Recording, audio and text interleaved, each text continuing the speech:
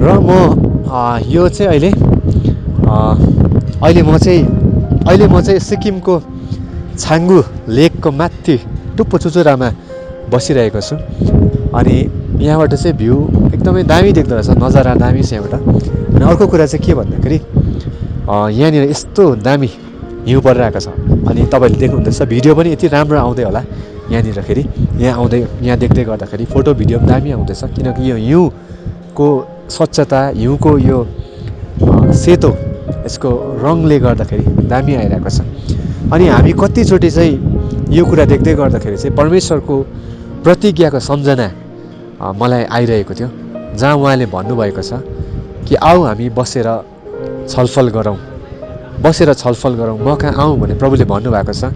किन भन्दाखेरि चाहिँ उहाँले भन्नुभएको छ कि तिमीहरूको जस्तो नै पापहरू, सिन्दुरे रङको गाढा रङको पापहरू भए तापनि परमेश्वरको प्रतिज्ञा छ, उहाँले भन्नुभएको छ त्यो गाढा रङको पाप, जुन पापले गर्दाखेरि, जुन हाम्रो अपराधले गर्दाखेरि, जुन हाम्रो गल्ती अनि हामी आफूले गरेको गल्तीहरूले गर्दाखेरि चाहिँ हामी धेरैपल्ट चाहिँ हामी ईश्वरदेखि टाढो भएका हुन्छौँ।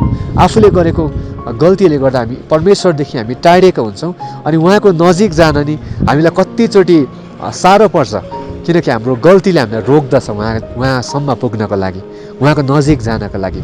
तर उहाँको प्रतिज्ञा, परमेश्वरले प्रतिज्ञा गर्नुभएको छ अनि भन्नुभएको छ, प्रभुले प्रतिज्ञामा भन्नुभएको छ कि तिमीहरूको पाप चाहिँ सिन्दुरे अनि गाढा रङको भए तापनि उहाँले भन्नुभएको छ त्यो चाहिँ हिउँ जस्तै स्वच्छ सेतो हुनेछ।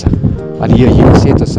अनि परमेश्वरको प्रतिज्ञा यो छ कि तपाईँ अनि जसको पनि, तपाईँ अनि मेरो पाप अधर्म जति नै गाढा भए तापनि, हामी नजिक जानु जुनै गाह्रो परे तापनि, तर उहाँको प्रतिज्ञा छ कि त्यो सबै गाढा रङलाई उहाँको रगतले धोइकन फेरि पनि उहाँले यो हिउँ जस्तै स्वच्छ तपाईँ र मलाई शुद्ध गर्न सक्नुहुन्छ। धन्यवाद। प्रभुले तपाईँहरू सबैलाई आशिष दिएका हुन्। जय मसीह।